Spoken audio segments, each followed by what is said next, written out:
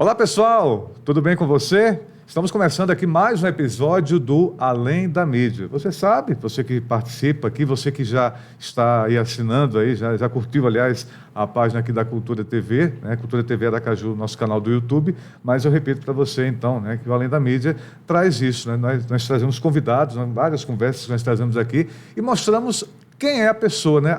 Além daquilo que a mídia mostra, além daquilo que a mídia passa, então. Nós temos aqui vários convidados, né? Colegas da imprensa, do jornalismo, do rádio e também de outras áreas. Obrigado a você que está com a gente. Já peço a você para curtir nossa página, né? Cultura TV Aracaju, se você não é inscrito, porque aí toda vez que tiver alguma transmissão, seja do jornalismo, alguma transmissão aqui da Rede Cultura de Comunicação, ou então dos nossos podcasts, você vai saber em primeira mão, então.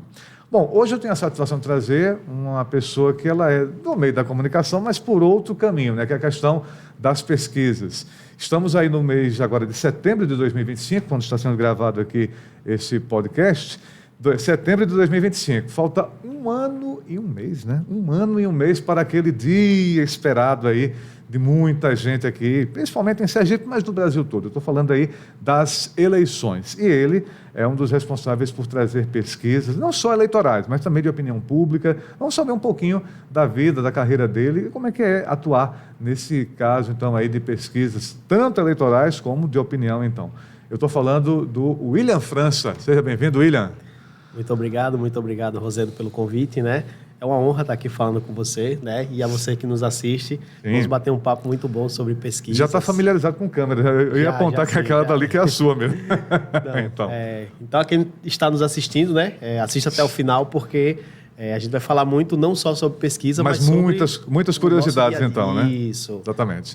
William, a gente sempre começa aqui no Além da Mídia com uma pergunta crucial. Tem uma que é no início e a outra que é lá no finalzinho, mas aí só deixo para o final mesmo. Mas a inicial é quem é o William França, onde é que ele nasceu, filho de quem, enfim. Quem é o William França? O William França nasceu em Nossa Senhora de Lourdes, sertão sergipano. Né? Você é lourdense? Lourdense, né? Lá do sertão sergipano. Eu pensei que você era de Itabaiana. Não. Mora em Itabaiana, hoje né? Lá em Itabaiana o pessoal chama de itabaianista, que é quem vai, não nasceu em Itabaiana, não é itabaianense. Você é um cidadão itabaianista, então, né? É quem opta por morar em Itabaiana. Né? Hoje o William França, ele mora em Itabaiana, mas ele nasceu em Nossa Senhora de Lourdes. Você é conterrâneo de meu avô materno. Aí. Meu avô materno, quando ele nasceu, na verdade, era tudo município de Gararu. Lagoa das Antas. Exatamente, a região Lagoa das Antas era Gararu, que depois emancipou-se, virou Nossa Senhora de Lourdes. O lugar que ele nasceu era as Lages, eu não sei se o nome do povoado é esse, o lugarejo, enfim, Lages, que era pertencente a Gararu.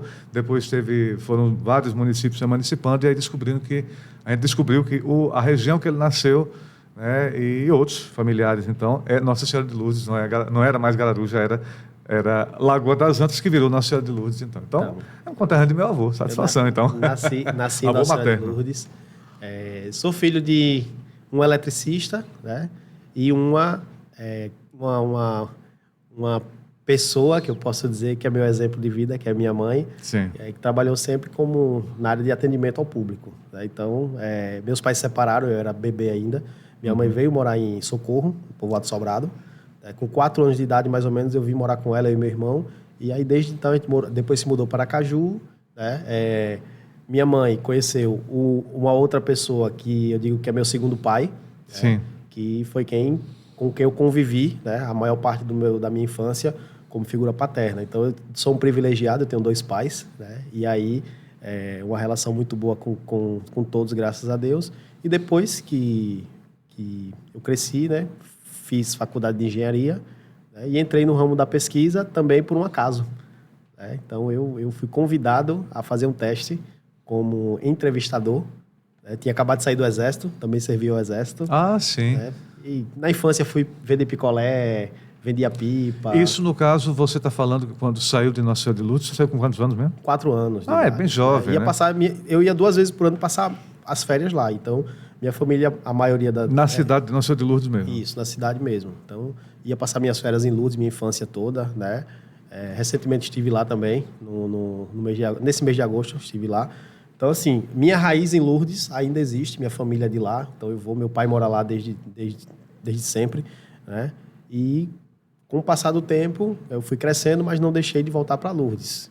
né? Ah, certo. Nunca deixou o torrão natal, né? Não, lá... Mesmo lá, saindo aos minha 4 anos de infância, idade, isso, né? minha infância, com meus primos lá, a gente sempre tinha alguma coisa para se divertir. A infância no interior, com todo respeito aqui à capital, ela é totalmente diferente, né? Se bem que a modernidade também já chegou para as mãos de lá, mas ainda se mantém, né? Eu acho que você recorda muito bem, né, a sua infância lá em Lourdes. Não, com certeza, né?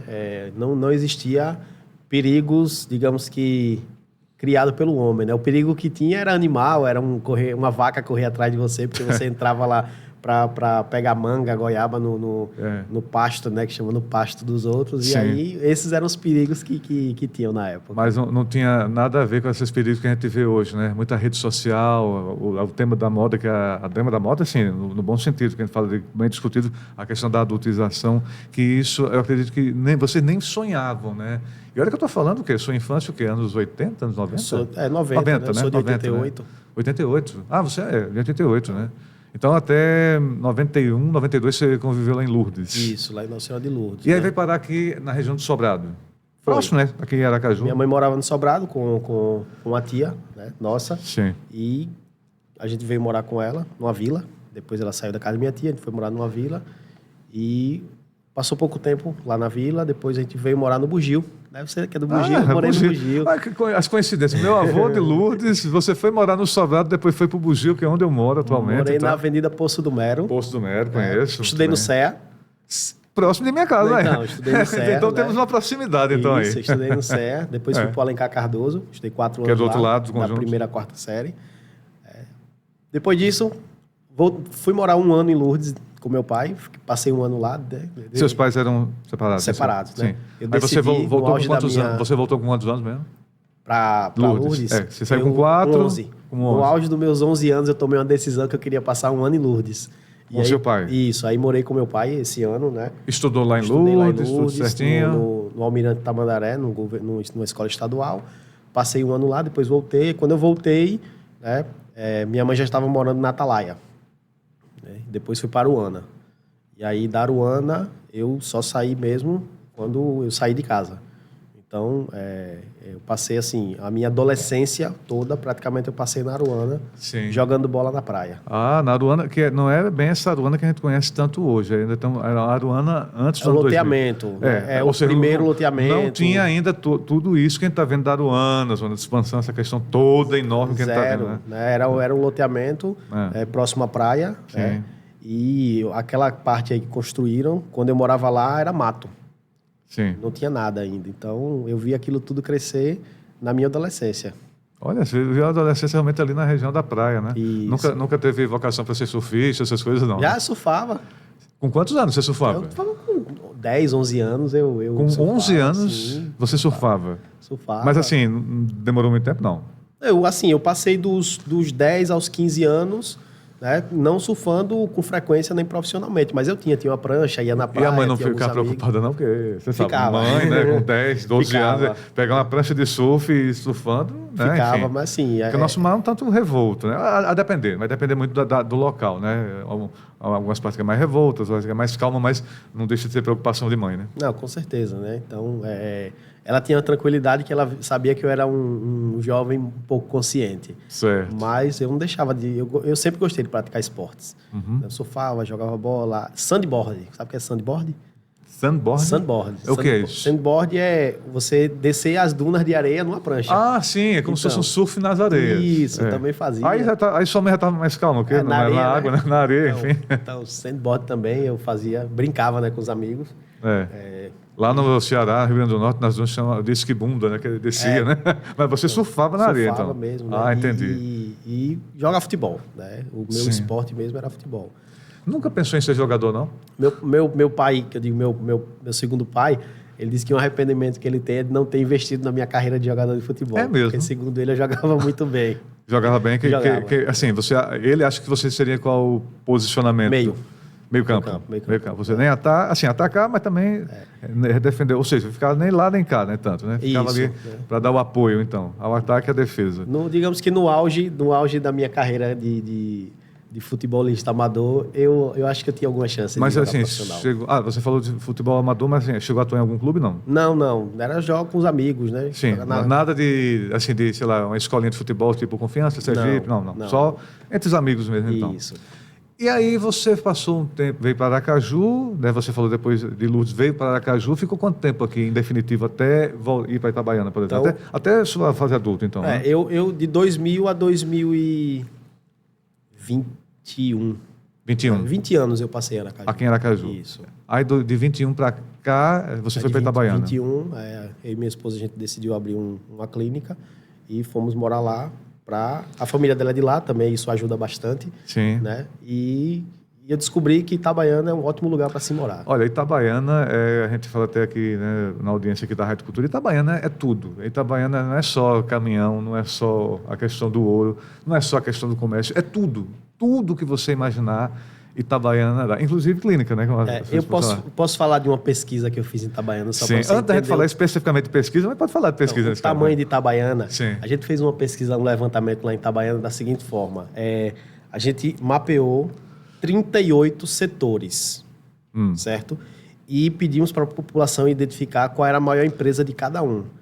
E você vê que lá em Itabaiana tem 2 ou 3 empresas grandes de cada setor desse, para você ver o tamanho da estrutura comercial e industrial que Itabaiana tem. Então, se você tem lá 5, 6, 7, 8 restaurantes top de linha, de você ir lá e comer com estrutura. Aí você tem madeireira, você tem 38 setores que a gente conseguiu identificar, né? Mais de uma grande empresa só de Itabaiana. Dentro da cidade. Isso no município de Itabaiana. No município de Itabaiana. Você vê que, assim, lá a estrutura é muito grande, lá tem tudo. A parte industrial, tem a parte do distrito industrial de Itabaiana, né, que tem a questão, eu vejo que tem a questão de massas, tem outros comércios. Agora, uma das fábricas importantes é de carroceria de caminhão. Que eu acredito que lá é um dos tops que domina, então, lá em Itabaiana. Agora, o forte mesmo é o comércio, né? O comércio é estourado. Né? Itabaiana é uma cidade muito... O povo de Itabaiana é muito comerciante. Eu estou aprendendo muita coisa lá. É mesmo, né? Eu aprendi com a minha esposa direto. Nossa, quando você anda nos bairros aqui da zona norte, aqui da capital sergipana, o que você vê de... Mercearia Itabaiana, 100% Itabaiana. Mercearia itabaianense. Mercearia Serra, já vi até Serra de Itabaiana, mercearia. É um shopping, praticamente. Se você pegar, né, o povo de Itabaiana, de Aracaju, nossa, praticamente boa parte do comércio de Aracaju, e aí eu estou falando bairros mais da Zona Norte, né, Zona Sul provavelmente, né, talvez Santa Maria, talvez ali o Orlando Dantas, enfim. Mas os bairros mais populares. Os bairros mais populares, a palavra é essa então. Mas puxando aqui para o lado do Norte, quando você vê comerciante, já sabe, se não for de Itabaiana, pode ser próximo ali de Moita Bonita, de Campo do Brito, né? Você vai nas feiras, né? Todos os bairros de Aracaju, se você fizer um levantamento rápido ali... É quase impossível não ter alguém do Agreste. Malhador, Moita, exatamente. Mas a grande maioria é Itabaiana. E não só Aracaju, se você for para o interior do estado, sei lá, vai para a feira de Propriá, tem alguém de Itabaiana. E fora do estado vai também. Vai para a feira fora de Sergipe também. E outra coisa interessante, eu falo do comerciante de Itabaiana, uma vez eu fui para comprar acho que um objeto, alguma coisa de relógio, não me lembro, enfim. Você entra no comércio, para você sair e dizer assim, olha, eu esqueci minha carteira no carro. Não, mas você quer levar por quanto? Eles negociam, eles fazem um negócio. Tem até um personagem da escola do professor Raimundo, que acho que era um turco, não me lembro agora, que ele chegava assim, fazemos qualquer negócio. É isso. O itabaianense, ele faz de tudo para não perder a clientela. Ele não só vende, como ele negocia, né? E olha, a pessoa... Olha, eu acho que eu não saí realmente desse local sem comprar pelo menos alguma coisa, porque realmente eles negociam tudo. Tudo mesmo. E aí eu estou falando dessa questão de relógio, né, aquela questão de anéis, né, as mulheres, então, acredito que gostam demais das ofertas que tem ali. Né? Não que Aracaju maridos não tenha. Também. Exatamente. Não que Aracaju não tenha. Né? Maridos vai pedir a esposa, né? Vai dar um presente à esposa. Uma renovação de aliança, enfim. Você vai comprar um ouro com 30% de desconto. Nossa! Aí o marido adora também. Volto a dizer, aqui, não é que Aracaju não tenha, né, gente que negocia, mas quando você chega em Itabaiana, meu irmão... Não, lá é muito forte. Lá é muito forte mesmo. E não só nessa questão do ouro, tudo. Você imaginar de comércio, Itabaiana tem. Quer experimentar, você que não conhece, por exemplo, Itabaiana, vamos um dia de sábado de manhã. Você vai ter uma imersão. Né? Quem for fazer da minha área, por exemplo, de jornalismo, de radialismo, dessa parte de documentário, nossa, Itabaiana é um roteiro assim, no improviso. Só no improviso ali, em questão de 1 hora, você faz um grande documentário ali, porque Itabaiana tem tudo isso, então. É um motor, eu sempre falo que é um motor de Sergipe, né? Itabaiana é um motor de Sergipe. Aí, no caso, você foi morar em Itabaiana e, pelo que eu estou vendo, você não está pensando em vir a Aracaju só para resolver alguma coisa, né? Aracaju é trabalho, né? A capital é onde as coisas Itabaiana acontecem. é o lar. Hoje eu digo o seguinte, que eu só saio de Itabaiana para uma cidade mais tranquila. Né? Uma cidade mais tranquila. Mais tranquila ainda. Porque Itabaiana é uma cidade tranquila. Itabaiana, e assim, aí vem aquela questão, até um tempo atrás, e espero que fique lá para trás mesmo, era conhecido muito pela questão de violência, enfim. Mas, assim, o povo do itabaianense, até, uma vez eu participei, acho que foi num evento, foi na UNIT, de uma discussão, até tinha gente, moradores de Itabaiana lá, dizendo o seguinte, por exemplo, a questão de crimes. Às vezes acontecia um mesmo crime em Simão Dias, interior, né? E não era tão propalado pela imprensa. E aí uma meia-culpa de alguns colegas nossos, então. Mas quando falava o mesmo crime que acontecia em Itabaiana, parece que era uma guerra que tinha acontecido. Então, eu acho que isso aos pouquinhos está mudando, né? Violência agora tem em todo canto, mas eu acredito que as páginas que vêm de Itabaiana já não são só policiais, né? Não. Itabaiana, ela ecoa, né, no estado todo. Por isso que tudo que acontece em Itabaiana é mais explorado, vamos dizer assim, né? Sim. Então, se é uma coisa boa, você pode ter certeza que também todo mundo vai falar. Como falam, né?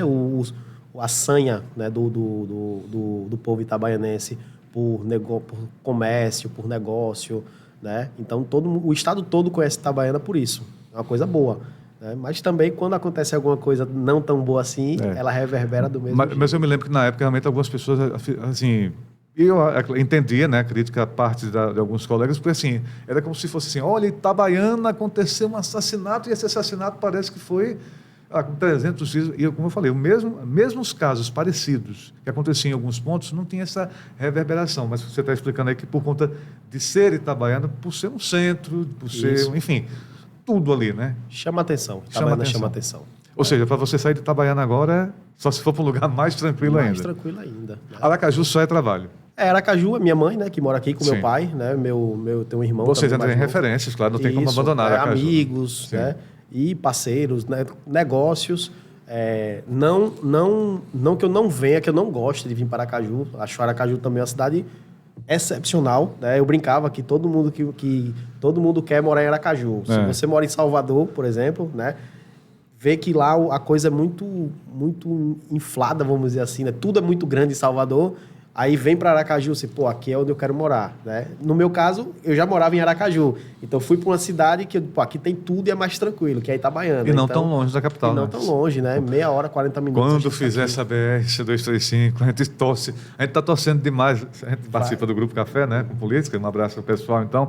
A gente torce tanto para terminar a BR-101, imagina começar a BR-235, né? Eles fizeram agora umas mudanças lá. Deus queira que seja para melhor. Então. Foi, sim. Criaram algumas terceiras faixas, né? Sim. Que não tinha antes, entre Itabaiana e Areia Branca, travava muito. Já facilita, já então. Já facilita, né? Tá melhorando, vai melhorar. E no caso, William, voltando agora a falar dos seus estudos, você, sei lá, quando você estudar, é claro, quando a gente estuda, os pais também botam na cabeça, é médico, engenheiro. No meu caso, minha mãe era engenheiro, né? Era um nome bonito, engenheiro, mas depois que eu descobri que tinha cálculo, aí eu, como diz Luiz Gonzaga, torei de banda. Mas assim, no seu caso, você pensava, sei lá, você é estatístico, você pensava alguma outra coisa? Rosedo, eu sempre fui professor dos meus amigos. Né? Professor em que sentido? Assim? Por exemplo, eu estudava a terceira série, eu ensinava meus amigos... uma banca. Isso, era um auxílio, né? Isso, depois eu monetizei isso, mas antigamente eu fazia só mesmo porque eu gostava, eu aprendi as coisas muito fáceis. E na parte de cálculo, eu sempre fui muito bom. Né? Então, eu não sabia o que eu queria ser, mas eu sabia que eu gostava muito dessa parte de cálculo, de matemática, física... Então, eu, para tomar a decisão qual a profissão que eu queria, né, eu sempre levei em consideração. Era ou a física, que eu gostava muito de física. Você é muito mais da parte de exatas. Isso, né? Então, quando eu fui decidir o que eu queria fazer, né, eu pesei mais essa parte, eu gostava muito de cálculo, de exatas, mexer com números, entender como as coisas funcionam. Né? Então, física, eu cogitei, né, fazer a minha profissionalização em física, mas eu caí na engenharia de produção por indicação de um amigo, e quando eu fui entender o que fazia um engenheiro de produção, eu vi que era uma coisa muito ampla, né? Você pode aplicar engenharia de produção, por exemplo, em qualquer empresa. Ela mexe muito com processo. Otimização de processo. O resumo da engenharia de produção é isso. Otimização de processo. O que é otimizar? É, por exemplo, você fazer a mesma coisa mais barato, ou você com a mesma estrutura conseguir fazer mais e melhor. Então, otimizar isso. É você pegar uma situação, né, dentro de uma empresa e dizer, então vamos fazer o quê para melhorar isso aqui? Então, a engenharia de produção ela trabalha muito com essa questão de otimização. E aí entendi. eu optei por engenharia de produção. Né? Isso você fez na UFES? E na FANESE. Na FANESE. Na FANESE. Né? Eu bolsista do ProUni. Sim. Né? Eu não entrei como bolsista, entrei pagando. Com 1 ano de faculdade eu consegui a bolsa e continuei aí. Mas chegou a atuar assim não na como área? engenheiro. Eu fiz alguns testes, né, em algumas empresas, em algumas fábricas. Vi também que não era muito o que eu queria, ficar dentro de uma fábrica. Eu gostava muito da parte de independência e consultoria. Eu fui muito para essa parte de consultoria e atuar externamente. Né? Entendi. Isso. Sim. E aí, em paralelo a isso, eu já estava numa empresa de pesquisa. Mas antes disso, você falar, você tocou no assunto da questão que você foi do Exército. Foi. Mas assim, foi aquele tempo só de 1 ano, depois foi dispensado? Eu pedi para sair. Você entrou aos 18 anos, aquele período, né, que tem a avaliação, né, aí você foi convocado, depois fez aqueles testes, porque assim, na sua época, na minha já não era tanto assim, na minha praticamente todos da minha fase que eu fui lá na apresentação, todos foram dispensados, né? Por questão de saúde, enfim, ou então por questão de estava muita turma muito grande. Mas no seu caso, você queria engajar mesmo? Não. No início, não. Né? Eu dizia que eu não queria. Mas assim, nenhuma vocação militar. Eu também não tinha muita vocação, não, mas enfim. Eu não queria porque por 2 motivos. Primeiro, eu tenho 1,67 m. Eu já estou agora com 1,88 m, na época também já era grandinho, né? Enfim, então, eles assim, precisavam de mais altos. Eu né? já achava que eu não iria por isso. Mas você ficou? Daí, na primeira seleção, eu fiquei. Mas, na primeira seleção, eu fiquei. Então, vou continuar. Porque eles davam opção para você querer ou não continuar o tempo todo. Até você entrar mesmo, você tem várias opções para não entrar. Sim. E aí É porque eles são bem mais criteriosos, né? Não só na questão de saúde, mas assim, é aquela pergunta, né? Saculejar, você quer mesmo? É assim, ó. Porque o Exército sempre foi o sonho de... Assim, alguns outros, enfim, nem tanto, né? No seu caso, nunca não foi, mas você viu como é que ia dar... Eu fui ver o que é que dava, né? Você ficou só aquele ano, então? Isso, né? Aí fiquei 1 ano, vi que por você entrar como alistamento obrigatório, você tem um teto de 7 anos para você ficar no Exército. Depois daí você vai ter que se virar. Eu pensei, poxa, é bom, eu gostei muito dessa questão do militarismo, né? Tem pontos que eu concordo, outros não. Da questão assim, eu acho interessante o Exército, assim, a questão assim, do compromisso, da pontualidade, que isso aí, o Exército, né? Isso, do respeito. Você marca uma entrevista aqui na Cultura mesmo, já marquei entrevista com, não só o comandante do 28BC, mas com alguém, ou então da Capelania dos Portos, você marca 7 da manhã, o pessoal 6 meses já está aqui. Então, essa questão do respeito Sim, também, né? Você saber respeitar, né? Então, assim, eu gostei muito. Porém, eu analisei, né? Se eu ficar aqui, daqui a 7 anos eu saio. Né? Então, se eu quiser mesmo continuar a carreira de serviço militar, eu vou ter que sair e vou estudar para concurso. Né? Então, eu optei por sair, depois eu decidi que eu não queria. Mas, também, quando você está no Exército, não sei hoje, né? Porque isso foi em 2007. Né? Então, quando você está no Exército, você pode... Tem épocas que você pode pedir para sair. Sim. Né? Sem necessariamente você sofrer algum tipo de punição, algum tipo de negativação, vamos dizer assim, na sua vida. Né? Então, eu pedi para sair numa dessas épocas. Né? Que ia ter dispensas. Né? Então, eles perguntam, né? Quem está aqui que quer sair? Eu percebi o seguinte, nesse ano que eu passei no Exército. Eles, na época, ficava quem eles queriam. Né? Na minha época, eu percebi que era diferente. Ficava quem queria ficar.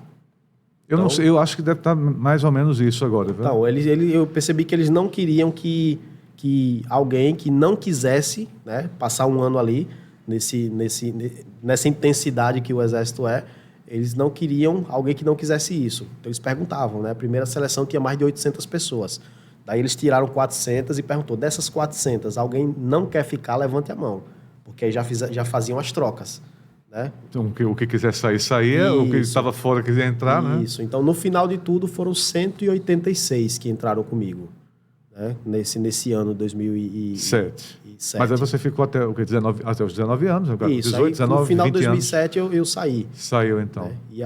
Deixou conhecidos, colegas? Sim, né? Até hoje a gente tem um grupo que participa, tem lá... Legal. Tem colegas assim, engajados que ainda estão lá, no caso, sei lá. Não, porque saíram em 2015.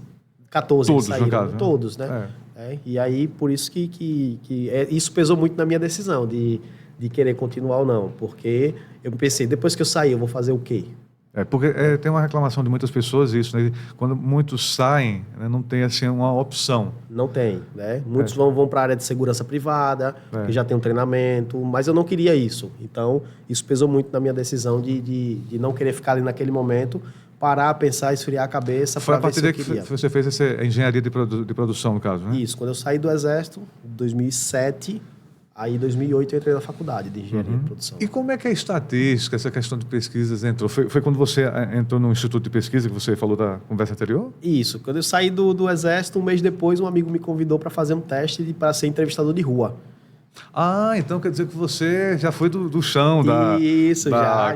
A música de Moraes, do chão da praça, né? Isso. Não pulando carnaval, claro, mas assim, trabalhando, coletando dados, enfim. Então, eu lembro que foi em setembro de 2007. Você sair para anotar. Mas já era alguma coisa eletrônica? Era no papel era ainda? prancheta. Na prancheta ainda, Prancheta. Né? Totalmente diferente de hoje, né? Sim. Não, era na prancheta e eu lembro que meu primeiro salário foi R$53. Isso em 2007. 2007 já não era, o real já não era tão essa moeda. Mas R$57 hoje em dia... É por dia, né? É por dia que eu trabalhava. Mas mesmo assim, né? Eu trabalhei... Se fosse assim, um tempo antes, né? Que o real foi de 96, eu sempre digo, R$1 em 95, 96, era... Nossa, a galera de hoje em dia não tem muita noção, não, né? Mas era um dinheiraço, né? Você com R$1, com R$2, você comprava coisas... Isso, não estou falando de 94, foi o início do real, né? Que chegou a passar um pouquinho do dólar. Hoje em dia, o quê? Um dólar está o quê? R$6 quase? 5,60. Deu uma pequena segurada, Deu uma pequena segurada, mas realmente, olha como caiu. De você ter a paridade R$1, $1, e agora você chegar a $1, 5, quase R$6, a diferença é muito grande, né? Então, quer dizer que R$57 foi seu primeiro salário por dia, né? O que eu recebi... Mas era por produção? Assim, não? Era por dia, né? Então, independente de quantos você pesquisasse, ou você tinha assim, olha, hoje você tem que pesquisar 10 pessoas, hoje você tem que pesquisar 15 pessoas. Tinha.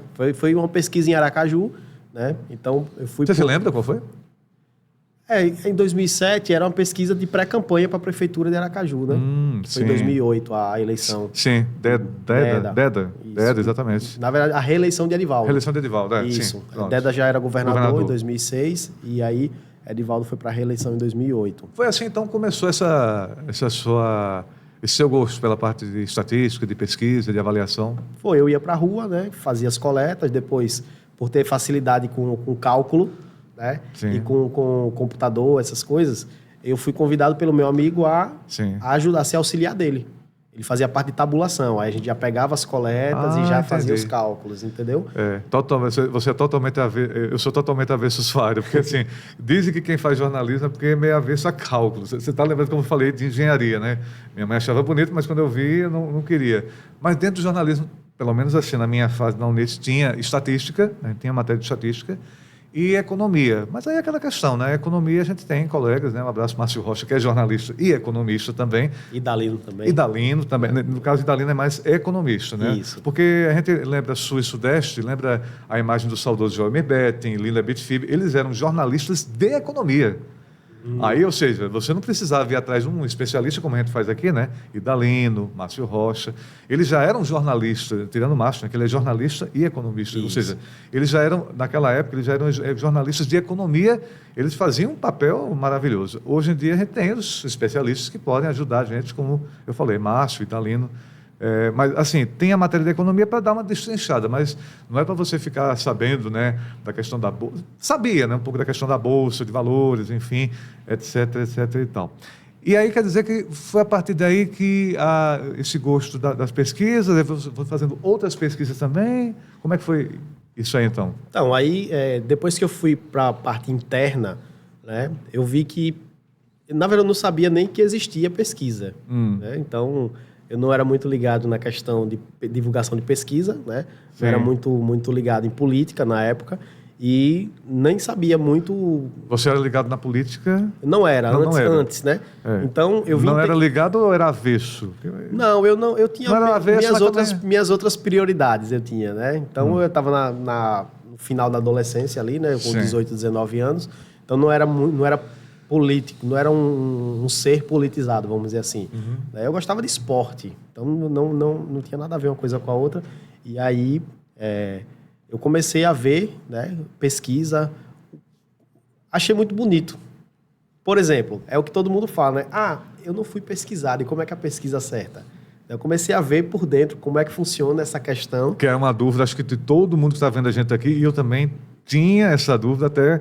Não só conhecer o William, mas saber como é que é isso, né? Então como é que você vai pegar Aracaju, hoje tem mais de 400 mil eleitores, né? Sim. Você entrevista 800 ou 1.000 eleitores. Sim. E consegue captar, né, o cenário de Aracaju como um todo. É aí que é onde vem a dúvida, antes da gente falar exatamente do Instituto França, né, que você vai falar também, de como você acertar. Porque, por exemplo, você falou de Aracaju, 14 mil eleitores. 414 mil eleitores. Vamos botar 415 para arredondar, né? Como é que você vai entender o pensamento de 415 mil pessoas com o quê? Não dá nem 1%? Não. Menos de 1%. Veja, menos de 1% de 400. De 1%. Dá o quê? Vamos botar 400. Se você botar 1% de 415 mil, dá quantos? Dá 4 mil e 4 mil. É muita gente também, 4.500. É muita gente. Para entrevistar. Ou seja, tem que ser muito menos do que 1%, né? Para você chegar. Aracaju é 0,25%. Ou seja, como é que faz? E aí, vira e mexe, né, a gente vê, não só você, né, que você acerta bastante, mas outros colegas também. Olha, Instituto tal acertou também. Como é que se faz isso? Muita gente fica na dúvida. Eu não fui pesquisado. Como é que justamente deu aquele candidato? É o quê que acontece? É a metodologia, é ciência, é científico. Né? Então, quando eu estava dentro da empresa, eu comecei a entender isso. Né? Em paralelo, como eu falei, eu já estava fazendo engenharia de produção. Né? E eu vi que tudo é estatística. Né? Então, tudo é estatística. Você quer saber a preferência do aracajuano por alguma cor, porque você quer abrir uma loja de tintas. Então, você faz uma pesquisa, aplica uma metodologia científica, e aí você vai ver, né, qual é a preferência para que você possa escolher seu leque de produtos. Isso também acontece, porque quando a gente fala de pesquisa, é só questão de eleição, né? Não. Se for para o lado de Itabaiana, imagina então que pesquisa... Opa, votar em quem? Não, é só para saber de uma loja. O nome pesquisa só desperta para a eleição, mas não é só a eleição, né? Não, né? A gente faz estudo de mercado também. Sim. Né? E ajuda muitas empresas, muitos empresários e empresárias a tomar decisões. É muito difícil fazer uma pesquisa dessa de opinião pública, da questão de marcas, por exemplo, sem colocar a eleição, no caso. Avaliar as pessoas, assim, para uma marca, saber se realmente aquela empresa daria certo ou não. É muito difícil aqui em Sergipe? Você está falando de ser contratado para isso? Não, no caso assim, de você fazer uma pesquisa, isso, não ser contratado, mas você também fazer uma pesquisa para saber o gosto da população sergipana, ou aracajuana, enfim. Não. Ou itabaianense. A experiência, né, me leva a dizer que não. Eu não sei hoje, se você me perguntasse assim, você conseguiria ensinar alguém? Eu conseguiria tranquilamente, né? Mas eu não sei se hoje alguém que está entrando estudou a teoria para colocar na prática, é outra história. Entendeu? Não sei se alguém acharia difícil. Eu, particularmente hoje, eu posso dizer que não. Né? Quando eu comecei com pesquisa, quando eu comecei a entender, em um ano, vamos dizer assim, né, de setembro de 2007 até setembro de 2008, com um ano de experiência, eu já poderia dizer que não é difícil. Né? Não é difícil você fazer pesquisa. É trabalhoso. Né? É detalhismo, tem muito detalhe que você precisa levar em consideração, né, que muitas vezes são negligenciados. Sim. E aí ocorre o quê? Deu um resultado totalmente averso à realidade. Vamos ver qual foi a falha no processo. Sim. Porque você pode errar, né? Mas se você errar muito, digamos que com a disparidade muito grande, alguma coisa errada teve ali naquele processo. Né? Dificilmente uma pesquisa ela dá 100% errada. Né? Você pode errar, pode errar. Talvez seja até muitas dúvidas e muitas pessoas devem estar acompanhando a gente de por que, por exemplo, alguns, né, não é o caso do William, né, algumas pesquisas elas erram, por exemplo, em alguns resultados. A gente viu a nível nacional, a nível aqui local. Olha, o resultado foi mas na verdade, quando foi abrir as urnas, era totalmente diferente. Não vou dizer totalmente avesso, mas não era tanto aquilo como foi cravado nas pesquisas. É isso que você está querendo dizer? Essa falta de especificação da avaliação? Seria isso? Às vezes existe, Rosendo, a aplicação correta da metodologia, né? A não aplicação pode levar a um erro muito grotesco, vamos dizer assim, né? E às vezes acontece também o momento. Muita gente acha que pesquisa é para acertar o resultado da urna. Né? Como é que você, como jornalista, vai dar uma notícia do que vai acontecer na próxima semana? Não tem como. Não tem como. Ainda é futuramente. É, né? A mesma coisa. A notícia, né? Eu tenho que dar conforme aparecem, né, os dados, as informações então, do agora. Eu acho o seguinte, que o pesquisador, né, o cientista, a empresa em si, Sim. ela deve se preocupar em aplicar uma metodologia correta para obter aqueles dados. Né? Fazendo isso, o trabalho ele foi bem feito. Se uma semana depois o cenário muda, essa pesquisa não pode dizer que está errada. Entendeu? Então, às vezes, existe, de fato, a aplicação errada da metodologia. Isso aí, todo profissional ele é passível a algum erro. Mas também tem essa questão, essa cobrança do Instituto ele sempre acertar o resultado da eleição. Então, eu sempre faço esse desafio, às vezes, seja quem quer, digamos que, politizar, né, essa discussão. Eu digo, tudo bem, então, me faça uma previsão do número da Mega Sena. Aí é difícil. Né? Então, a Mega tá virada ainda mais, que é muito mais complicada. Né? A pior de todinhas. Faça. Se você fizer e acertar, eu digo que todas as pesquisas... Nem Oswaldo de Souza fazia tão... Né? Para quem não se lembra, né? Oswaldo de Souza, eu acho que ele ainda é vivo, está entre nós, eu não me lembro agora. Grande matemático, eu não sei, né? Enfim, vou até depois pesquisar. Um dos grandes matemáticos que nós tivemos aqui no Brasil. E ele falava... Eu me lembro, né? Já tenho uma pequena idade à frente do William, mas além da questão, ele fazia muito, né, na época do programa Fantástico, os prognósticos das loterias. Não tinha Mega ainda, era Loto, acho que no máximo era Loto que tinha. Mas ele fazia também questão eleitoral. Naquela época, quando não tinha nada de... Esqueça a urna eletrônica, viu, juventude? Era no papel, ele fazia uma previsão, se entende, por conta da avaliação, porque antigamente, né, a apuração era muito lenta, não é como é hoje, né, viu, garotada? Não é como é hoje que você fecha as urnas às 5 da tarde, 8 da noite, você já está sabendo quem é governador, quem já está eleito. Naquela época era uma contagem manual de votos, e aí eu me lembro, na época, né, que tinha a contagem no Constâncio Vieira, tinha no Charles Moritz, que ali em frente é um antigo ARC, passavam-se dias contando, acho que no máximo 3, 4 dias para você ter um resultado praticamente 100% de urnas, pelo menos aqui no estado de Sergipe, não sei outro estado. Hoje em dia, a tecnologia, né? A urna eletrônica não tem mais volta, né, William? Não. Por mais que massacre, chicoteie, espanque a urna eletrônica, não tem mais volta. É igual a IA. Né? Há quem concorde e há quem não concorde. A gente fica meio lá, meio cá, mas não tem como voltar, né? Eu sou do time da IA. Sou do time da IA. Mas incluindo a eleição, por exemplo? Com certeza. Porque o TRE proíbe, né? Enfim, tem umas certas restrições. Isso, mas, por exemplo, eu consigo um banco de dados, né, através de pesquisa e, ao invés de eu sentar para analisar, passar o tempo todo, eu mando para a IA fazer uma análise prévia. Né? Sim. E vou só fazendo fazendo as ratificações. Não seria desemprego, porque muitas vezes assim, você está falando de IA, aí não vai ter mais estatística, não vai ter mais pesquisa, mas acho que a inteligência artificial, como a gente sempre fala aqui na cultura, tem que ter uma inteligência humana no meio, né? Com certeza. Não pode uma desapegar da outra. Não, o humano ele tem que ser o supervisor da IA. Né? Porque você pode pedir uma coisa e ela te dá uma coisa totalmente diferente. Você tem que estar sempre ali atento. Né? Mas, voltando para as urnas, eu acho o seguinte, quem é contra, né, deveria, né, fazer alguma coisa para mostrar que aquilo ali é ruim. E o próprio TSE dá essas oportunidades, né? E aí vem aquelas vamos dizer, eu não vou dizer narrativa, porque senão vão querer me crucificar por isso. Mas vem aqueles discursos, né?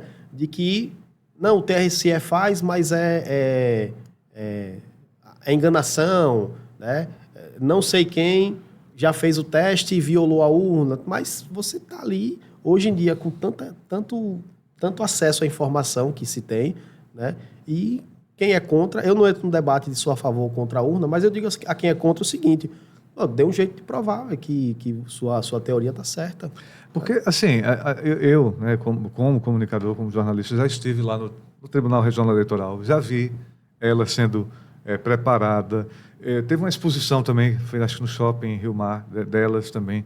Eu olhando assim, poxa, cara, não tem como você invadir isso aqui. Tem, sabe? Se fosse um computador ligado, né? Se fosse alguma coisa ligada à internet e outra, né? Tudo aquilo que explica, mas a gente está falando aqui, por exemplo, ela só funciona mesmo para receber os votos 8 da manhã do dia da eleição. Ela já é programada para aquilo. Antes, ela não recebe. Você pode mexer, você pode... 8 da manhã ela é travada. E ela só vai terminar de funcionar, no caso, 5 da tarde, mas aí, se tiver gente na fila, né, ainda tem esse plus a mais. Mas o início dela é 8 da manhã. Não tem, você pode instalar ela, você pode chegar de madrugada, mas ela não vai ligar. Sim, ligar, você entende. 8 funcionar, da manhã, coletar. A coleta só a partir de 8 horas. E mesmo assim, começa a coletar depois da questão da zerésima, que quando demonstra que a urna está zero votos. E aí eu falo isso da questão dos votos, porque geralmente, 5 e pouco da tarde, a gente fica nas escolas, né, para quem está no ar contar os votos ali, né? Quem está ali, a gente já faz parciais. Algumas parciais. Cara, é impressionante. É impressionante. Já bate justamente com aqueles dados que já vão diretamente, no caso, pelo pendrive, para a contagem. Poxa, não tem como, é como você falou. Mostre um meio de você dizer, olha, a urna eletrônica não serve, isso aqui serve. Então, eu não entro nessa discussão de urna, se é válido ou não é válido. Hoje é o sistema que é utilizado, né, no Brasil, e quem for contra que... Tanto é que ela não tem nem como você transmitir dado dela para o TRE. Você tem que levar com toda a segurança, tem um pendrive para você chegar na zona, na seção, na sede do TRE, no caso, ali no Capucho, para você aí sim você descarregar os votos. E aí você totalizar. Somente nessa transmissão. Do mais você não vê. Então, se vê muita notícia com relação a isso, mas é como eu falei, né? Não tem mais volta. Não tem outro jeito. Voltar ao papel, não queria não. Eu, particularmente, nunca votei no papel. Nunca. Vi meus pais votarem no papel na primeira eleição depois da ditadura, né? Foi em 89. Né? Eu vi meus pais naquela época do Lula, do Collor. Nossa, outra coisa que até relembro aqui, William, hoje em dia isso não existe, né? Não pode, pelo menos teoricamente. Por exemplo, meus pais saíram do local que eles votaram, e aí, um quilômetro lá mais na frente, na rua Lagoas ali, era uma torcida de Collor e a outra torcida do Lula. E você não via na época, vai matar, vai espancar. Não, era todo mundo amigo, todo mundo torcendo para ser o candidato. Não sei por que hoje em dia a gente retrocedeu. Eu acho que lembrando que não pode mais, no dia da eleição não pode, né? Eu acho que a preocupação hoje não é mais em apenas o meu candidato ganhar, né? É muito foco também na derrota do outro. E aí entra a ideologia partidária. Quando você pensa muito na derrota do outro, você começa a fazer ações para derrotar o outro. Você, ao invés de fazer só coisas boas para o seu candidato ganhar, você vai também querer fazer coisas contra o outro lado, digamos assim. Isso faz com que muito conflito exista, né? E o Instituto França, como é que surgiu? O Instituto França surgiu quando eu saí da outra empresa de pesquisa, 8 anos depois, em 2015. No caso, essa que você entrou. Isso. Você coletou dados, enfim. Aí você fundou... estou com know-how, vai fazer a empresa. Ah, não? Não. Você fundou a sua empresa sem assim... Não, assim, em 2015 eu saí da empresa, no início do ano, para uma área de consultoria na área de engenharia. Totalmente engenharia de produção. De produção. Então, ou seja, aquilo que você se formou, você foi colocar na prática. Eu me formei, virei professor, né? Mas continuei trabalhando com Professor pesquisa. de matemática. Então, professor de algumas matérias específicas do curso de engenharia de produção. Ah, sim. Né? Planejamento e controle da produção, Lá na pesquisa operacional, FANESE? na FANESE. Sim. Né? E aí, continuei trabalhando na empresa de pesquisa, né? E toda experiência. Meu TCC foi sobre pesquisa. Então, eu realmente absorvi, né, a pesquisa para a minha vida, tanto acadêmica quanto profissional. Daí, 2015, eu saí da empresa para ser consultor, né, atuando como um engenheiro de produção na área de consultoria. Então, ia para as empresas, estudava, fazia o diagnóstico da empresa, identificava quais eram os pontos de melhoria e trabalhava em cima disso. Né? Em 2016, né, muita gente que me conhecia como na área de pesquisa, né, começou a me procurar para fazer pesquisa, porque sabiam que eu sabia fazer pesquisa. Sim. Porque na outra empresa, como você falou, eu entrei do chão mesmo e participei de todos os processos. Né? Sim. Então, eu sabia fazer pesquisa, algumas pessoas me conheciam, eu era muito de interno, então eu não tinha muito contato com o cliente, mas algumas pessoas me conheciam e aí começaram a perguntar se eu iria fazer pesquisa, porque descobriram que eu tinha saído da outra empresa. Sim. E eu, no início, eu dizia que não, porque eu estava focado em outra área. Mas aí eu comecei a pesar na balança. Eu disse, poxa, isso aqui está vindo muita demanda para cima de mim, de pesquisa, enquanto aqui eu estou correndo atrás da demanda. E aí eu tomei uma decisão que eu acho que todo engenheiro de produção tomaria, né? Eu vou onde a demanda está me chamando. Né? Eu já sei fazer isso, eu já sei fazer isso. Né? E aí eu comecei a andar nessa direção de pesquisa no final de 2015, início de 2016. Em maio, eu abri o Instituto França. Maio de 2016. 16. Ou seja, vai fazer 10 anos já. Faz 10 O tempo voa, hein? 10 anos. Qual foi a primeira pesquisa do Instituto França? Você se lembra? Feira Nova. Município de Feira Nova. Município de Feira Nova. Foi a primeira pesquisa. Conheço, Médio Sertão. Isso. Não tão longe de Lourdes. Não tão longe. Nem tão longe de Itabaiana também, enfim. Foi Médio Sertão. Feira Nova. Feira Nova foi a primeira pesquisa. Mas por quê? Assim, pelo tamanho da cidade? Não, porque quando as pessoas começaram a procurar, né? Sim. Algumas pessoas que me conheciam começaram a indicar outras pessoas. E uma delas foi esse cliente de Feira Nova, né, que... primeira pergunta que ele me fez, e você sabe fazer pesquisa mesmo? Mas, a pessoa quem foi lá em Feira Nova? Ele era prefeito, na época foi Jonas. Na época ele era prefeito. Mas aí no caso, campanha ou para avaliação da gestão dele? Pré-campanha já, porque Sim. foi no início de 2016. Então você era eleição ali municipal. Você faz pesquisa também de pré, como está acontecendo agora, né? Isso. Pré-campanha. Né? Avaliava a gestão, mas também tinha alguns cenários eleitorais já incluídos aí na pesquisa. Começou Feira Nova e depois foi para onde? Aí esse ano foram mais de 200 pesquisas. 2016? 2016. Vários municípios, então? Vários, né? Não fiz pesquisa em Aracaju, porque a demanda era tão grande que para fazer Aracaju eu tinha que correr atrás de cliente. É difícil você fazer pesquisa Aracaju interior, porque são coisas diferentes. Assim, o público de Aracaju talvez seja um. Por mais que tenha gente do interior, mas aqui Aracaju sempre vai ser Aracaju, sempre vai ser a capital, né? A cidade principal do estado. O interior talvez seja meio diferente, né? Não tem muita dificuldade, não. A dificuldade que tem é logística. Porque a metodologia ela se aplica a qualquer cenário. Tanto capital como interior. Tanto capital quanto interior, tanto pesquisa eleitoral como pesquisa de mercado. Ou pesquisa na cidade sede, ou então em povoado. Você faz povoado também? Faz, sim. Porque assim, você vai fazer, citando o caso de Feira Nova, você não vai ficar somente ali no centro, né, na sede de Feira Nova.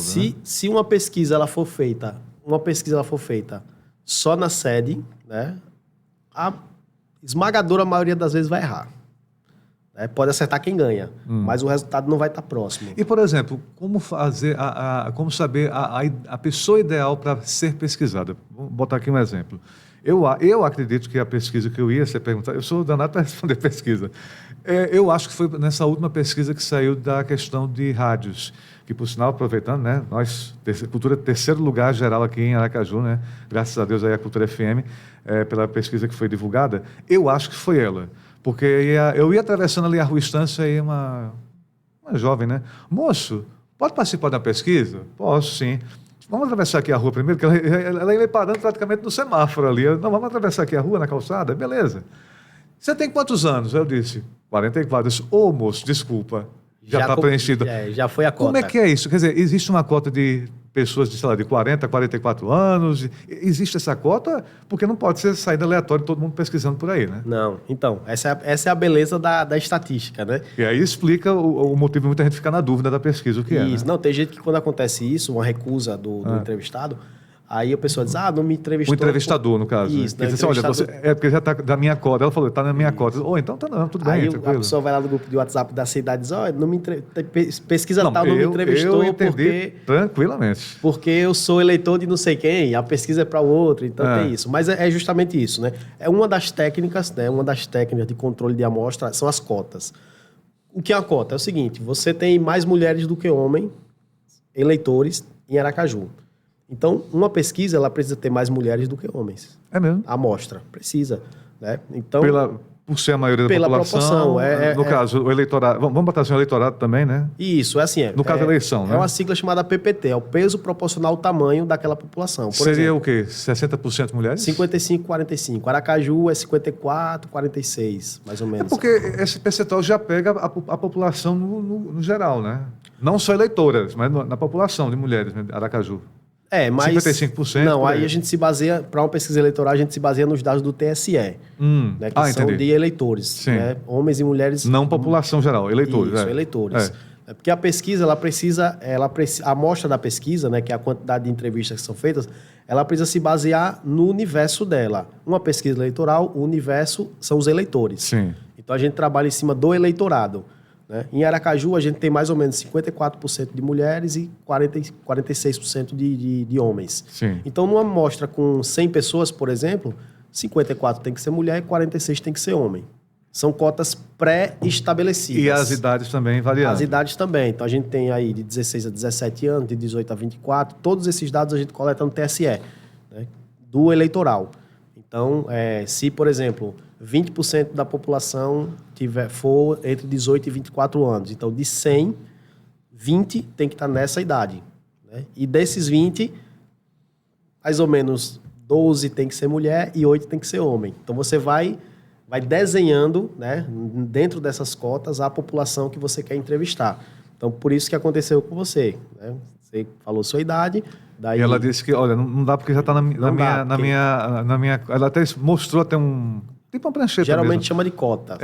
Ela não falou esse nome cota, mas ela está aqui... Grade, cota. Isso, mais ou menos, acho que foi grade. Acho que a palavra foi grade, então. Eu entendi, né? Eu não fui também espalhar, dizer assim, olha, eu fui entrevistado e tal, tudo.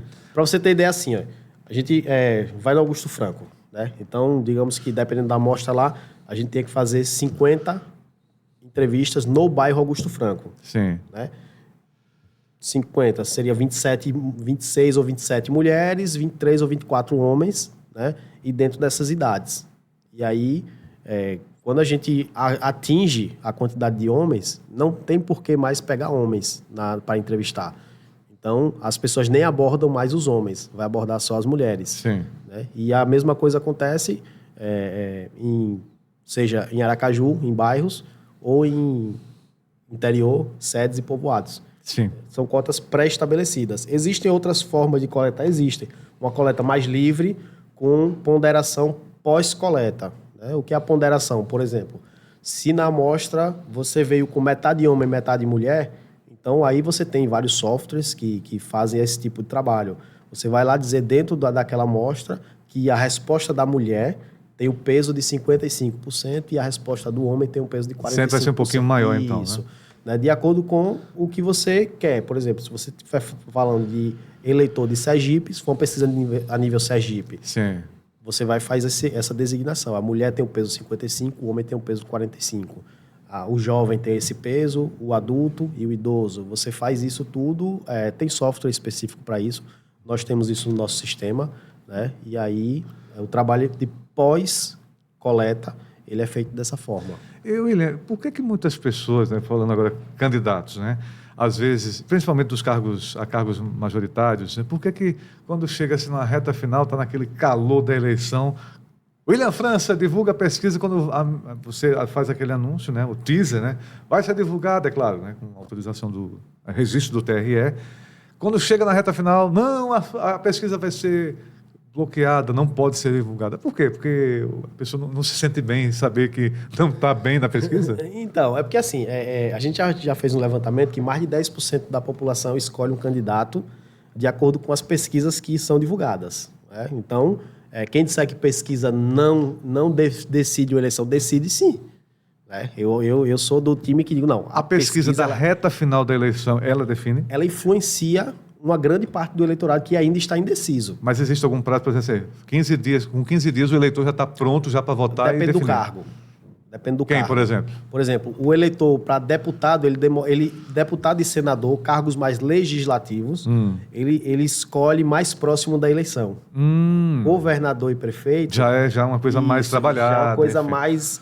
Já segue um padrão. Mas nesse caso, senador e deputado estadual e federal, na reta final... Na reta final. Geralmente é na semana da eleição que a maioria escolhe. Ou seja, se você fizer uma pesquisa com nomes para senador, por exemplo, deputado federal e estadual, naquela semana que for divulgar, provavelmente serão aqueles nomes. Provavelmente, né? A gente já fez, assim, vários estudos mostrando que as últimas pesquisas que a gente divulgou, né, bateram muito com os resultados das urnas. Chegou a quantos por cento assim, de acerto? Olha, você tem ideia, Rosedo, para deputado estadual, que é a eleição mais difícil que tem de acertar é deputado estadual. São muitos candidatos. Sim. E um território muito grande, que é o estado. E aí a gente, na nossa última pesquisa lá de 2018, foi quando a gente fez esse levantamento, dos 29 nomes, dos 29 primeiros nomes que saíram, né, os 24 eleitos estavam. Sendo que a gente não errou 5. Por quê? Porque os 24 eleitos não foram os 24 mais votados. Sim. Né? O nosso 29º, para você ter ideia, ficou em 28º colocado. E ele foi eleito. Por causa do quociente eleitoral, aquelas coisas todas, entendeu? Sim. Então, geralmente é assim. Para deputado federal são 8 vagas. Nos 9 primeiros, a gente acerta os 8. Né? Um ou outro, às vezes, por causa do quociente eleitoral ou porque, ao invés de 9, ficou em 8º. E aí, essas mudanças acontecem devido a essa questão de escolha tardia do voto. Sim. Isso aí a gente é bem tranquilo em relação a isso. Mas, assim, a gente já fez esse levantamento que a acurácia, que a gente chama, nosso índice aí de acerto, ele é muito alto também para esses cenários mais complexos. E, no caso, o Instituto França não faz só, né, nesse caso eleitoral agora, não só para vereador, prefeito, mas eu já vi que para presidente da República e outros cargos em outros estados também.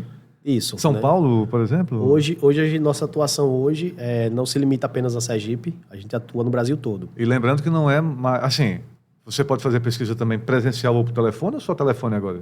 Presencial, telefone, e a gente está com uma coleta online agora, através de links. Ah, é mesmo? Isso. Isso vai ser uma tendência a partir de agora? Com certeza, no mundo já é assim. Agora, por exemplo, como é que para a pessoa entender o que é mais confiável? Você colocar 100% pesquisadores na rua, 100% no telefone, 100% links, ou isso vai variar muito? A técnica de coleta, ela não pode definir o resultado da pesquisa. Sim. Né? Por exemplo, eu não posso fazer uma pesquisa com o mesmo público e ter 2 resultados totalmente diferentes. Um ou outro está errado. Né? Então, você tem que fazer você tem que ter técnicas confiáveis de coleta de dados que vão trazer a verdade ali daquele público. Para cada tipo de pesquisa, você pode ter 1 ou 2 ou as 3 metodologias que funcionem. Né? Nem todas as metodologias funcionam para todas as pesquisas. Então, cabe a mim, né, como estou à frente do Instituto França, ter esse cuidado. Por exemplo, se você disser, eu quero fazer uma pesquisa qualitativa com um questionário de 50 questões, só presencial. Porque por telefone, quem é que vai ficar ouvindo 50 perguntas por telefone Exatamente. hoje? Às vezes uma pergunta mais rápida, com coisas mais diretas, funciona. Funciona, né? Dependendo do público. Esse de 50 funcionaria no link, por exemplo? Porque aí a pessoa estaria ali, né? A pessoa se cansa. Porque é muita pergunta. Muita pergunta. Hoje em dia, agilidade, Isso, enfim. então você vai... Não, vou ver uma rede social. Não, aí... Você começa a responder, perde a atenção, então você deixa para então depois. tem que ser presencial, no caso. Eu sempre digo, olha, pesquisas muito longas, muito aprofundadas, vamos dizer assim, né? Muito detalhadas, é muita questão presencial. O olho no olho ali, você consegue segurar a atenção do entrevistado para coletar a opinião dele, né, do início ao fim, mesmo eu não concordando em fazer pesquisas tão longas. Né? Porque, mesmo presencialmente, a pessoa se cansa, né? Ela fala uma coisa no início, no final ela já quer falar qualquer coisa para se livrar, vamos dizer assim, daquele compromisso, né? Mas, a depender do tipo de pesquisa, Aí a gente vai definir qual é a melhor metodologia. Para você ter ideia, só para você ter ideia. Eu tive uma situação agora em agosto muito interessante. Né? A gente fez uma pesquisa online, com links, né? No Espírito Santo, para governador e senador. Ah, no Espírito Santo. Espírito Santo. Mas certo? foi por sua conta? Ou não, a gente teve um contrato pilar? Teve um jornalista lá que ele tem um portal de notícias e ele entrou em contato com a gente. Ah, que bacana. Olha, o William França de Sergipe para o Brasil todo, né? Nos encontrou na internet, viu lá nossos resultados, o que a gente apresenta, e aí falou, a gente fez a pesquisa. Pronto. No início, até ele ficou meio, digamos que, receoso, né? Me fazendo várias perguntas de como era que essa pesquisa seria feita, eu expliquei a ele tudo. Daí a gente fez a pesquisa com os resultados em mãos. Ele disse, olha, não estou questionando a pesquisa, mas eu quero tirar algumas dúvidas, né, porque tenho contato com pessoas dentro do governo que disseram que está assim, o cenário é esse. E eu respondendo a ele tudo certo. Na semana seguinte, né, coincidentemente, saiu uma pesquisa da Paraná, presencial. Sim. E a primeira coisa que ele faz quando ele vê essa pesquisa é me ligar. Eu acho que a Paraná, meu amigo Murilo Hidalgo, um abraço para ele, vou até mandar esse vídeo para ele, né, que é o CEO da Paraná Pesquisa, disse, olha, eu acho que a Paraná copiou nossos dados. Eu disse, não. Aí eles fizeram a pesquisa. Ou seja, fez o comparativo e acertou, assim, acertou, você entende, foi muito próximo. Deu um resultado muito parecido com a nossa metodologia. E aí, para chancelar tudo isso, na semana seguinte, a Quest fez uma pesquisa lá, quando divulgou... A Quest é do Ibope, no caso, né? Não, a Quest é outra, então. O Ibope, ele tinha um contrato com a Globo. Sim. Né?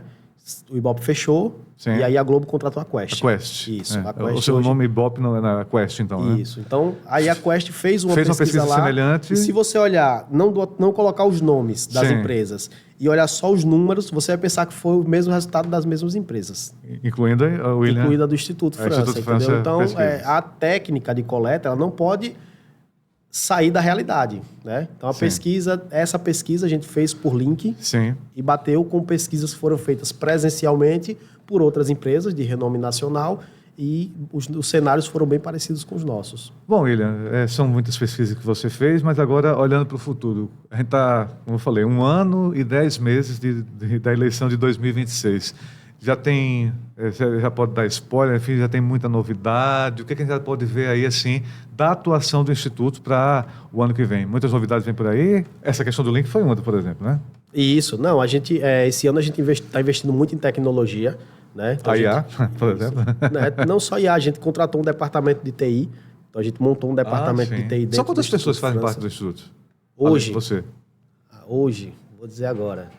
Nós temos a nossa equipe de campo externa, a nossa equipe interna de coletas por telefone, temos nosso departamento de TI, nossos supervisores e nosso administrativo. Dá 28 pessoas. Nossa, 28 pessoas? Fixas. Aracaju? Ela fica em Aracaju, basicamente. Itabaiana. Aracaju e Itabaiana. Isso, né? E Lagarto. Né? Lagarto também. Tem uma parte do nosso TI que também é de Lagarto. Né? Agora, sim, quando aumenta a demanda, a gente chega a ter 100 pessoas trabalhando ali o tempo todo para fazer as coisas acontecerem. Então, por exemplo, a gente, quando começa a aumentar a demanda, a gente começa a crescer a equipe de campo, principalmente. Sim. E coletas por telefone. Link não precisa. Né? É uma facilidade que a gente vai ter para o ano que vem. Ou seja, quando chegar mais próximo de 2020... Aliás, acho que já no finalzinho de 2025, a tendência é que as pesquisas aumentem e, consequentemente, quando chegar mais lá na frente, a quantidade de pessoas temporárias, nesse caso, trabalhem lá no Instituto, né? Isso. Então, a gente tem uma demanda, um aumento muito grande aí de gente que trabalha com a gente nessa época de eleição mesmo, né? Mas hoje é isso. Hoje a gente tem mais ou menos umas 30 pessoas que estão trabalhando ali sempre, todos os dias, fazendo pesquisa, aprendendo, sabendo como deve ser feito e sendo, claro, todas elas monitoradas. E lembrando que não é só pesquisa para saber da eleição, né, de quem a pessoa vai votar, mas saber, assim, por exemplo, como está a gestão de tal determinado determinada autoridade, né, seja prefeito, prefeita, governador, presidente da República, também a pesquisa faz isso, né? A pesquisa de avaliação, Rosendo, ela é essencial para um sucesso eleitoral. É porque uma puxa a outra, é um cenário que vai definir o outro. Então, por exemplo, se um governador ou um prefeito ou uma prefeita está mal avaliado, a chance de reeleição diminui. Né? Então, fazer uma pesquisa de avaliação de gestão é entender que vai poder ver ali, né, com antecedência, quais são os pontos que tem que ser melhorado para que quando chegue na época de eleição mesmo, você já esteja no caminho certo para melhorar e conseguir a sua reeleição. Sim. Entendeu? Então, a pesquisa de gestão ela é primordial para o sucesso eleitoral. A eleitoral é naquela época de campanha, pré-campanha e campanha. Nessa época de um ano antes da eleição já começa o cenário eleitoral a ser auferido, né? Mas a de gestão, você precisa estar monitorando ali sempre, porque você não consegue, não tem como você, mesmo sendo por exemplo, vamos dar um exemplo aqui de Aracaju. Né? Aracaju, salvo engano, são 43 bairros. Sim. Não tem como a prefeita Emília saber exatamente o que está acontecendo em cada bairro. Mas se ela fizer uma pesquisa, em uma semana ela vai ter o diagnóstico de todos os bairros da cidade. Talvez aquele bairro que ela não está sendo bem vista, ela pode atuar e aí numa outra pesquisa, o cenário ela melhora, muda, né? Consegue identificar ali o porquê que ela não está muito bem ali naquele bairro. E aí a gente tem técnicas de pesquisa que consegue identificar isso, entendeu? Então, é porque a rede de esgoto está ruim, é porque a camada de asfalto está toda esburacada, é porque a população está sem água, é porque vê quais são os problemas, né? E aí, consequentemente, vai trabalhar para resolver. A pesquisa ela não é só eleitoral, né? Ela é uma ferramenta que o gestor tem para conseguir gerir a cidade como um todo, né? Imagine, a gente está falando de Aracaju, que tem uma zona concentrada de bairros. Agora você imagine uma cidade como... vou dar um exemplo que eu estava estudando ontem.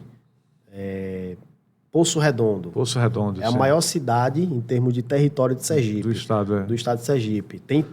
Tem povoado de Poço Redondo que dá mais de 30 quilômetros da sede. É o Bom Sucesso. Né? É na beira do Rio São Francisco. Isso, entendeu? Então, imagine como é que o prefeito vai estar ali monitorando sempre. Não tem como. Tem como. Então, se ele faz uma pesquisa de 2 em 2 meses, de 1 em 1 mês, vai sempre ter informações dessas localidades, sejam elas próximas ou mais distantes. Ok, então, William, o tempo passa voando realmente. Mas, assim, para a gente encerrar, William, e olhando para aquela câmera ali que você já olhou, né? Qual a mensagem que você deixa aí para quem está nos acompanhando, principalmente para, enfim, jovens que estão nessa área da estatística, ou matemática, ou que querem saber de pesquisa, enfim... qual a mensagem que você, William França, passa, né? O William França, aquele jovem que nasceu em Nossa Senhora de Lourdes, que veio para Sobrado, que foi para Lourdes, foi para Aracaju, enfim, foi para o Bugio, passou no Exército, depois fez engenharia de produção, e aí, como um estalo, veio a questão da matemática, da estatística, lecionou também um pouquinho, e hoje é um dos grandes, né, pesquisadores com uma da renomada pesquisa aí de campo, né, que a gente vê. Qual a mensagem que você passa aí para todos que estão nos acompanhando? Não, o que eu passo é o seguinte, né? Minha história, né, inicialmente, eu sou da cidade muito pequena, né, mas não me contentei em ficar limitado ao território da minha cidade. Fui em busca do que eu queria, né, e identifiquei, consegui encontrar aí algumas coisas que eu gostava de fazer e resolvi focar minha vida nessas coisas que eu gostava de fazer. Nunca deixei de pensar grande, né? Hoje a gente atua a nível nacional, né? Em breve a gente vai conseguir fazer pesquisa fora do Brasil também, com essas novas tecnologias que a gente vem desenvolvendo, e mostra que Sergipe pode ser até o menor estado da federação, mas não necessariamente a população sergipana deva ter a menor cabeça, vamos dizer assim, o menor pensamento do Brasil. A gente pode alcançar aí, hoje em dia, com o acesso à informação que a gente tem, a gente pode alcançar aí voos muito altos, é só a gente pensar, a gente traçar aí planos, né? Dividir em etapas e, conquistando cada etapa dessa, a gente consegue aí alcançar nossos objetivos. Meu caro William, sucesso para ti, né? Não só agora, faltando 1 ano e 1 mês para a eleição, mas para sempre, né? Porque eu acredito que é algo que você começou com o trabalho da prancheta, foi no chão, realmente, né? E aí agora... Mas eu acredito que você também tem o gosto da pesquisa, né? De sair para pesquisar, ou você só avalia, então? Hoje eu não tenho tempo, né? Não tem mais tempo, né? Eu gosto muito, né? De estar na rua, em loco, né? Eu faço outras pesquisas, né? Sim. Eu pesquiso, por exemplo, eu fico sempre sondando a imagem do Instituto França, né? De acordo com as conversas que eu venho tendo, né? Com pessoas que conhecem e que não conhecem o Instituto França. Eu faço as minhas pesquisas mais subjetivas, né? Mas ir para campo assim eu não consigo, não. Mas eu acho que o gosto ainda fica, né? Lá atrás. Ou se eu pudesse. Não, assim, é muito bom. né? Dá para escrever livros como com histórias que acontecem em campo. Um professor meu que falou, né, na faculdade, no segundo período, disse assim, uma vez jornalista, sempre jornalista, não tem como largar, não. Eu acho que uma vez pesquisador de rua, sempre pesquisador, não vai ter como. Apesar de não ter tempo mais para isso, né? Sempre. O trabalho de campo, né, ele não é um trabalho leve, né? Sim. Porque você sai, Imagina. sol, chuva, acorda cedo, às vezes chega tarde, pega estrada, às vezes toma recusa, algumas pessoas não são tão educadas assim na recepção, mas é um trabalho que no final das contas, ele vale muito a pena. Você conhece... Imagine, você trabalha numa equipe de campo, todo dia você está numa cidade diferente. Imagina, eu conheço as 75 cidades do estado de cabo a rabo. Eu já fui para 75 cidades do estado e eu digo que se você quiser conhecer de fato uma cidade, você precisa fazer uma pesquisa.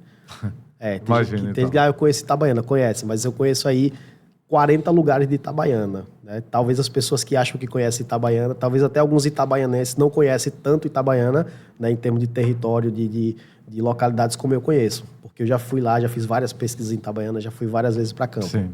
Valeu, viu, William? Sucesso, um abraço então. Até a próxima. Até a próxima. Bem, gente, você acompanhou aqui nosso Além da Mídia, né, com William França, do Instituto França de Pesquisa, falando sobre a vida dele, sobre pesquisa, sobre avaliações.